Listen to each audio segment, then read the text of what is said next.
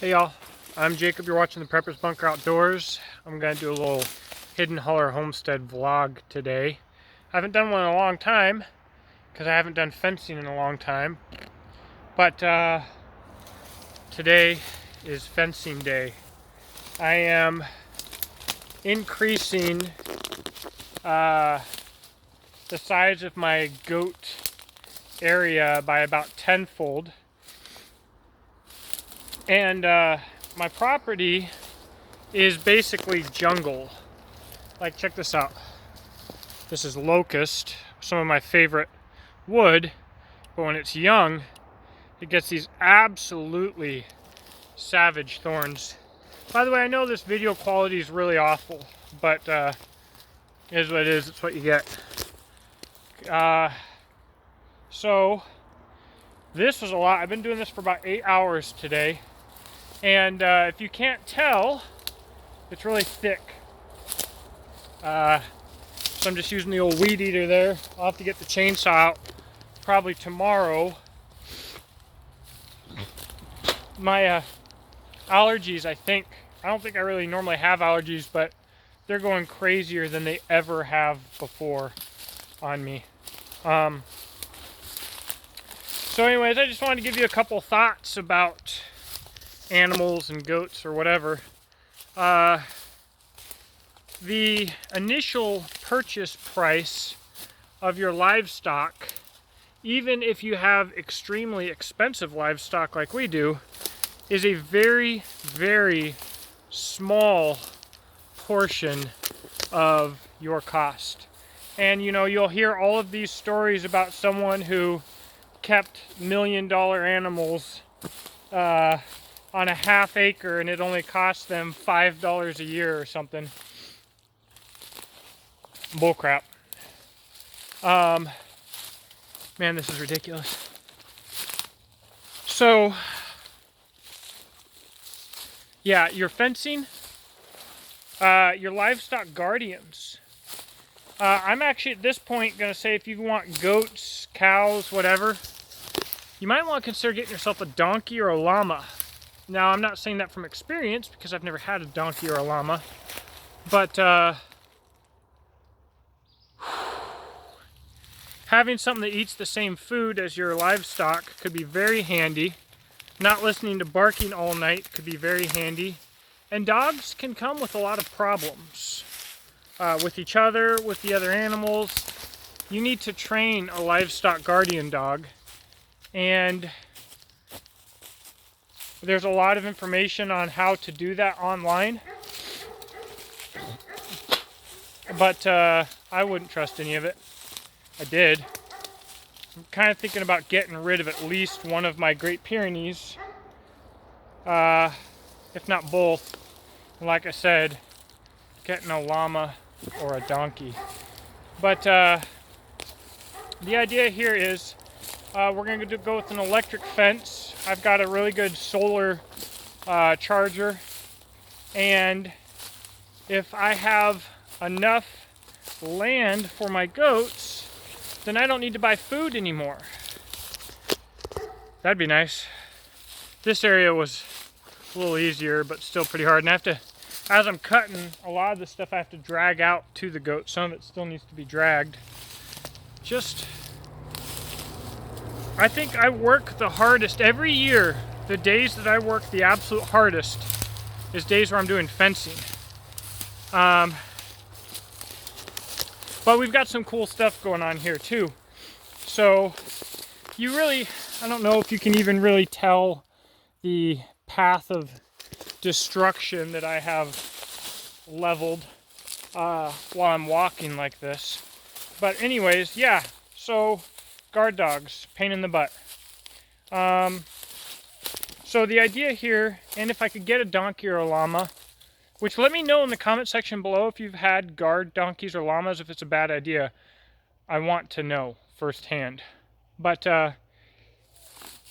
with an electric fence, with different sections of course, and certain sections won't be electric, but an electric fence that's solar, and with way more land than the few goats that I have probably needs to sustain themselves, I can have these animals very cost effectively. And so I'm here telling you about how expensive it is to have animals, and I'm talking about doing things cost effectively. Why? I'm hoping, I've got thousands of dollars invested in goats. Shoot, we might be at over $10,000 invested in goats. It's silly. But I'm hoping to cut feed because feed's skyrocketing. Let me tell you right now, guys. Uh-oh, I'm ringing. I guess we're just gonna do this during the video, unless it's important. What's up? All right, sorry about that. Okay, so I don't know what I was talking about, whatever. I've always wanted a redneck beach, which I consider to be a comfortable little body of water, or a comfortable little spot by a small body of water. This is our little creek right here. We're in a really dry segment. I think this is about as dry as it ever gets. But we're gonna clear out, the animals will come all the way down to here, and we're gonna clear out an area here, maybe even bring in sand. And this is gonna be cleared out. This is gonna be a nice little area for the family to hang out and chill out. And the animals will just be like 10, 15 feet behind.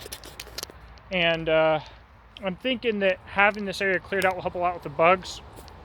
Our ticks are just awful. So bad. I've been really good this year about not getting bit by a tick so far. And still, I've got tons of bites. And I get so miserable every year. I go on my adventures.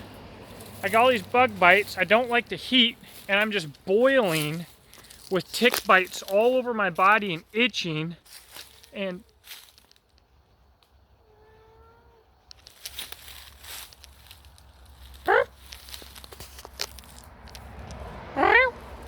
wow. What are you doing down here, Trampy? What in tarnation? These cats follow me all over the place. It's usually cats and goats. If I've got them out, they're following. I didn't expect her to be down here though. Anyways. Man, she's really camouflaged really well. Little beast. Hopefully I can stop being destroyed by bugs so much. I basically bathed today in DEET. I couldn't find any permethrin, which I prefer. Yeah, that's what it's called. No. Picardin, which I prefer. All my clothes are treated with permethrin. I wish my property wasn't close to a doggone highway, but what the crap are you gonna do? What the crap are you gonna do? But anyways, so on my YouTube schedule, on my work schedule, I know a lot of you guys wonder what takes me so doggone long to do certain things. Recently, my sling order time for custom orders has been at or under a week, which isn't bad, but still people wonder. But if you're gonna do this homestead thing,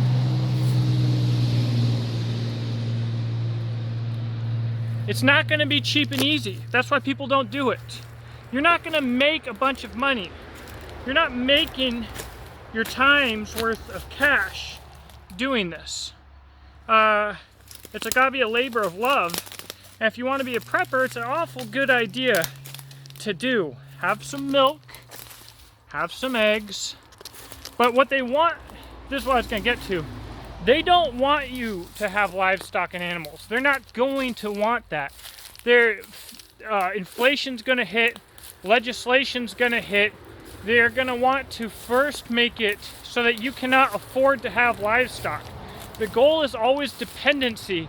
And when something happens that doesn't necessarily make sense of why the government would be behind it, if you just frame it as a basic understanding that for the government to have power, they need dependency, and how whatever just happened might lead to dependency, then a lot of these things that are really confusing for people might become really simple.